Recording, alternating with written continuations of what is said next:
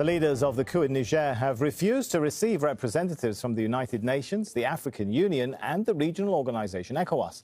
The junta say their safety couldn't be guaranteed. But leaders did meet the Deputy US Secretary of State. Victoria Nuland described the 2 hours of talks in the capital Niamey as frank and difficult. Her request to meet deposed President Mohamed Bazoum was denied. Charles Stratford joins us now from Senegal's capital in Dakar. So, Charles, where does this leave the prospect of a negotiated solution then?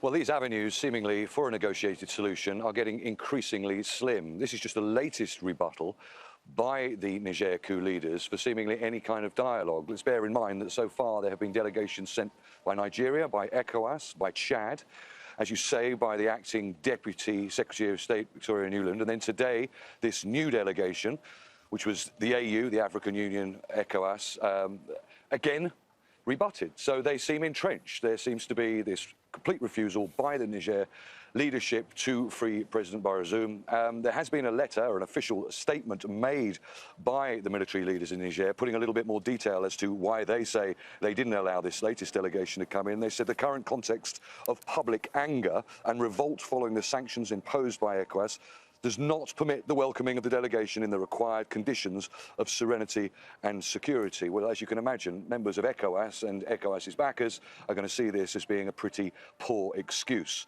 But we understand that they are still determined to explore every single small opportunity at some potential peaceful solution in order to avoid this threat, as a last resort by ECOWAS, of a military intervention. Charles, where does this leave then that list of options, if we can call that ECOWAS will be looking at when it meets on Thursday?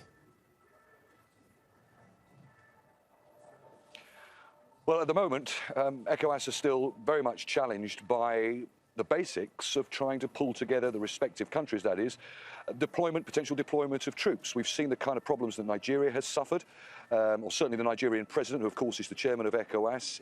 His want for a deployment of forces was refused by the Nigerian Senate. Many senators in Nigeria concerned about this potentially leading to an escalation, and we know that Nigeria has struggled for many years now with armed groups like Boko Haram.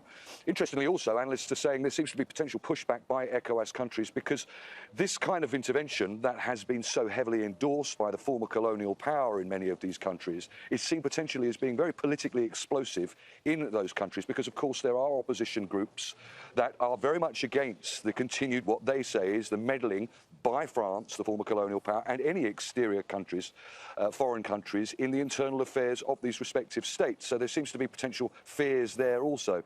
And as we've been talking about, then, of course, there are the fears of any kind of intervention leading to a spreaded regional war with countries like Burkina Faso and Mali that say it would be a declaration of war against them also.